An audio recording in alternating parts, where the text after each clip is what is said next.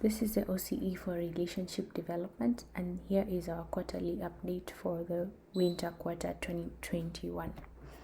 So the main goal for our users is to help them connect outside their social circle, and some of the more specific goals we have for users is to, one, break the barrier of uncertainty and difficulty of initiating conversations that would be relevant on the online platform, so that they can continue to engage with each other comfortably. Another goal of ours is to also ensure that they have a common grounding that will allow them to be able to self-disclose and continue to have relevant conversation. This level of self-disclosure is at a depth where they can learn something about the other person, have an intimate connection, as well as have a mutual understanding of each other. So for our problem statement, here we outline the obstacles that the users face when it comes to achieving their goal for connecting with people.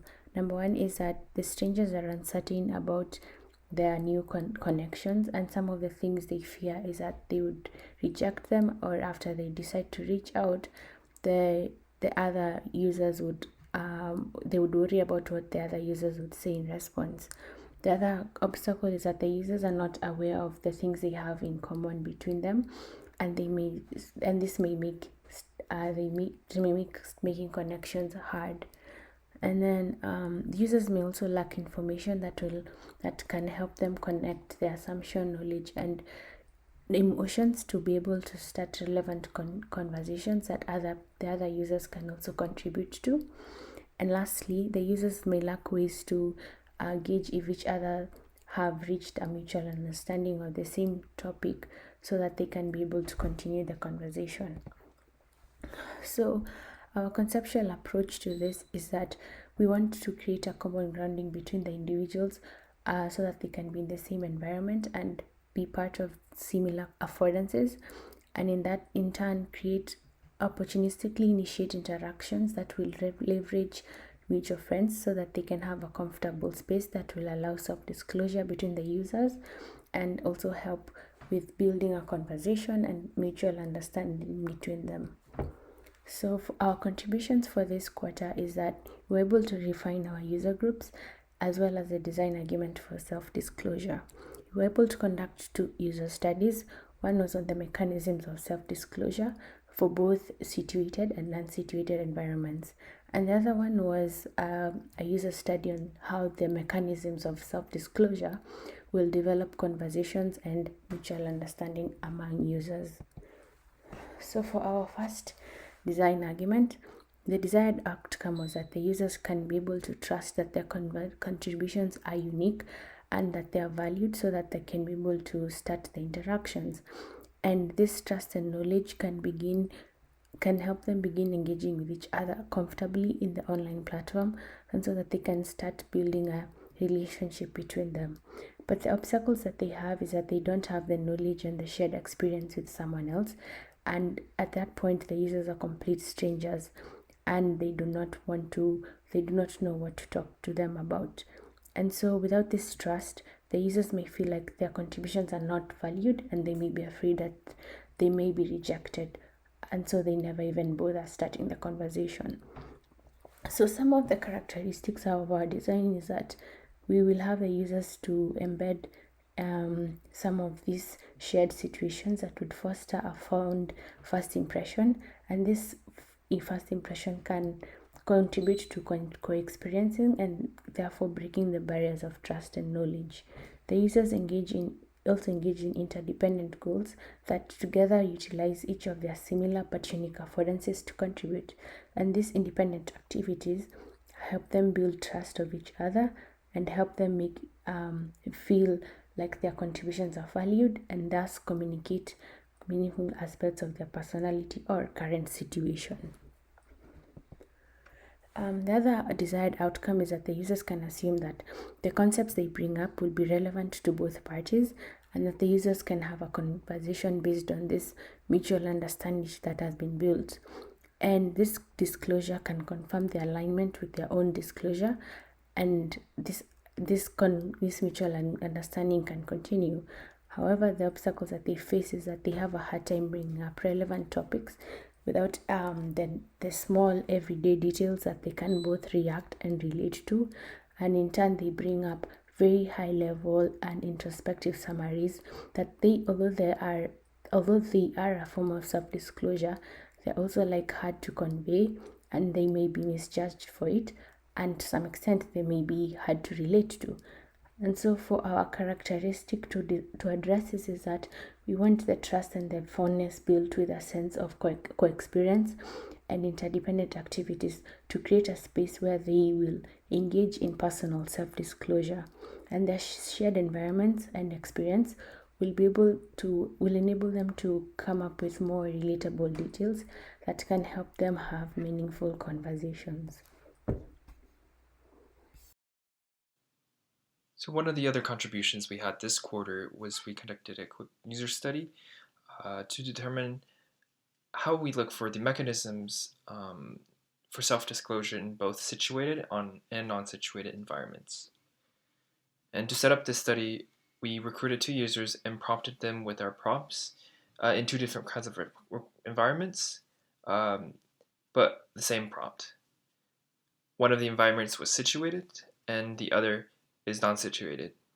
And non-situated is defined by them not being in the same situation as the prompt would question about. So the example would be we would ask them about things they want to share from the outside that they really appreciate. However, in a non-situated case, that would be indoors when they're in their rooms. However, in the situated case, they would be outside and walking. So what we found is that participants decided to bring up details that was the most relevant and important to them at the moment. But when it came to not being situated, they brought up mostly introspective and high-level summaries from their personal experience. They were able to reflect on their personal life journeys, growth, and identities, but it was hard to explain, and it was really unrelatable to the other participant, and contribute to unsynchronized mindsets in a setting where users don't already know each other.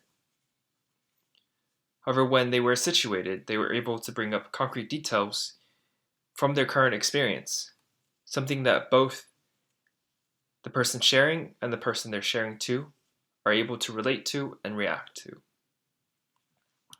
So building off of that, we reevaluated our design argument and came up with the one that we've seen earlier, where it takes into account the fact that situated environments help bring up these more concrete details that are not only relevant, but also both parties can react to. So in our second study, we seeked to measure that mechanism in effect. So the overall goal was to evaluate the effectiveness of situatedness for creating and making aware the concrete relatable details of their situations that lead to more sympathetic responses that either take the form of matching disclosures or elaborations on what's said. And this helps create kind of a sense of understanding that helps develop the relationship. So yeah, our goal really was to measure the mechanism. And to set up the study, we recruited strangers through a mutual friends network that were looking to meet new people. And we probed their schedule for our lo-fi prototype to look for outdoor activities or meal times. And in our specific case, we deployed mealtime activities where when they were engaging during mealtime, we pinged them with prompts in a group chat with the 2 strangers and a mutual friend. Afterwards, we interviewed them by probing the participants to either validate or nullify the mechanisms that we were trying to measure.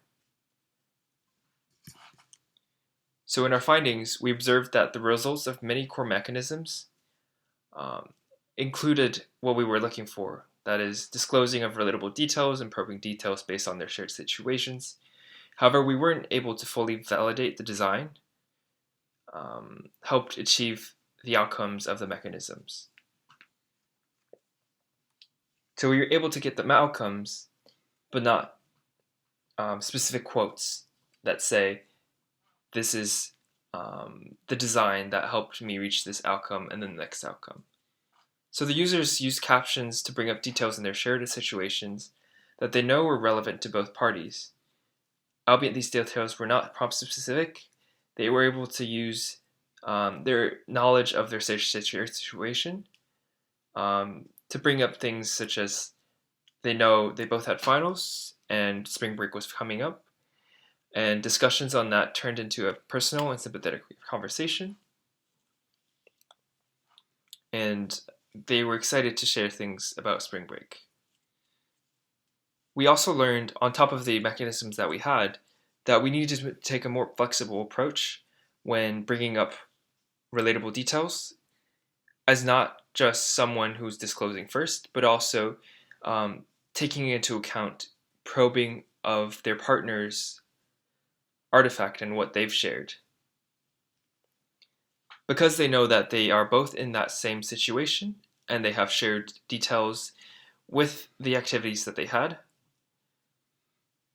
our design also, in our study, helped users probe into these specific details that sprung into important conversations based off of these details that they both could react to. And in the case of a mealtime, they were able to converse about the food they had, where they learned it, because the conversation started with a probing question about how they made or how they feel about what the other person made. So overall this quarter, we were able to specify the mechanisms for situated self-disclosure and meaningfully argue for the difference between being situated and non-situated, as well as being non-situated but also having things they can both relate to. Things like being in a shared interest group. And we were able to find preliminary evidence for the mechanisms and build off of what we have with the newest study. Albeit we weren't able to fully validate some of the mechanisms. This preliminary evidence is very revealing and we feel optimistic about. For next steps, we will iterate on the study to better gather user evidence that support the design's mechanisms for reaching the sub-goals that we were able to observe. Things like the sub-goals of relatable details and their sympathetic reactions to the relatable details that we're able to bring up based on the situation.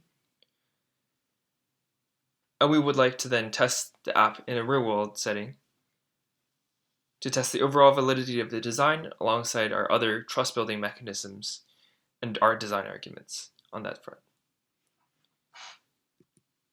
Thank you.